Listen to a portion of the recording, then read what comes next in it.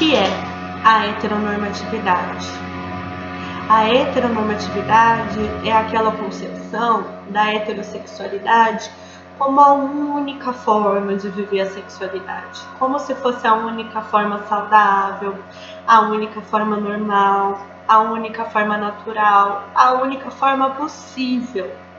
E o que a gente percebe é que a heteronormatividade, ela gera muitos sofrimentos, não só para as pessoas que se reconhecem como homossexuais ou bissexuais, mas no geral, por ser muito repressivo, né? Como a gente sabe, os padrões FASA são repressivos, então seja heterossexual acaba gerando todo um modelo do que é o desejo, do que é o relacionamento, inclusive vem acompanhado de todo um padrão de feminilidade e de masculinidade, e as pessoas, ao se depararem com as suas experiências, que são múltiplas, elas acabam tendo uma sensação de que há algo de errado com elas, e não com um padrão imposto, né?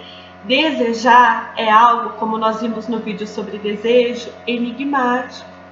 É algo que não depende da nossa decisão, do nosso controle. Então, os desejos, eles serão múltiplos nas múltiplas histórias de vida.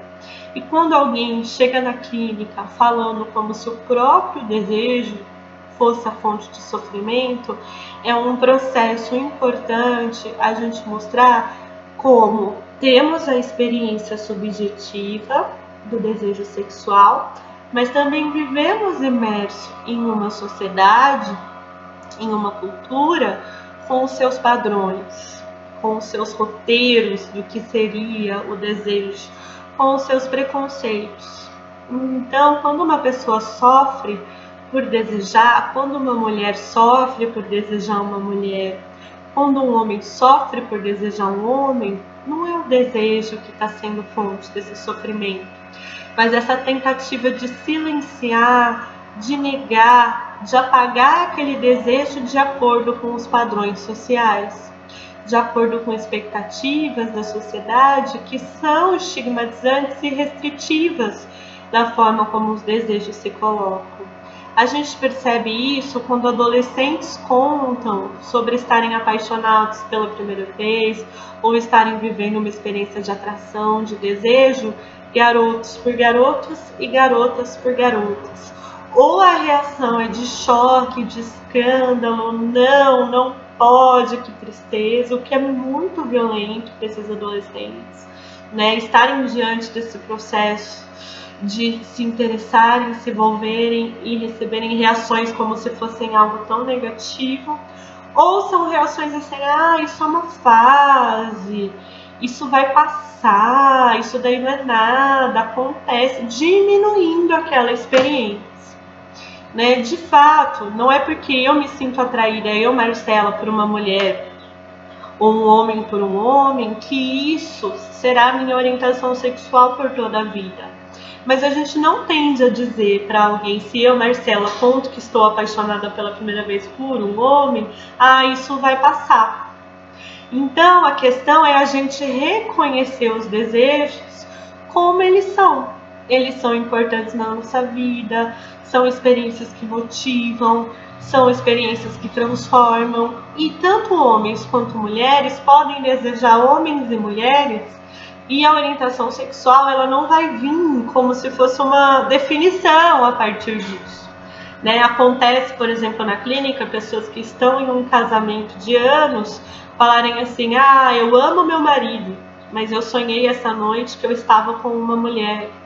Eu amo minha parceira, mas eu sonhei essa noite que eu estava com um homem, né? Como se as nossas fantasias elas seguissem uma linha reta, e escapar dessa linha reta fosse um erro, fosse algo a ser corrigido, a ser condenado. E isso revela uma relação com os nossos desejos e com as nossas fantasias de uma expectativa normativa muito forte, como se tudo devesse ser definidinho, tudo devesse ser como se espera. E a questão é, desejar mulheres, desejar homens, não é o que nos faz mal. O que nos faz sofrer é viver em uma cultura que dita quais desejos podem existir e quais serão desconsiderados, ignorados, ou então atacados, ou então silenciados. Né? Lutar contra os preconceitos é lutar por uma vida mais saudável e de maior reconhecimento dos desejos em todas as pessoas. Né? E o quanto as formas de se relacionar, de amar, no caso, os homens que são gays, mulheres que são lésbicas, pessoas que são bissexuais, como são relações preciosas em que as pessoas podem reconhecer que desejam, podem viver de acordo com os desejos e afetos que sentem, e o quanto isso transforma a experiência afetiva e relacional em um campo em que as pessoas são respeitadas, em que suas formas de ser, de se expressar e de amar são valorizadas, e que é isso que a gente busca, né? Uma sociedade com menos preconceitos, sem todo esse estigma, toda essa violência que nós vivemos hoje, e que reconhecer o quão diversas são as nossas formas de sentir, desejar e amar é algo que trará experiências da sexualidade mais positiva para todos nós.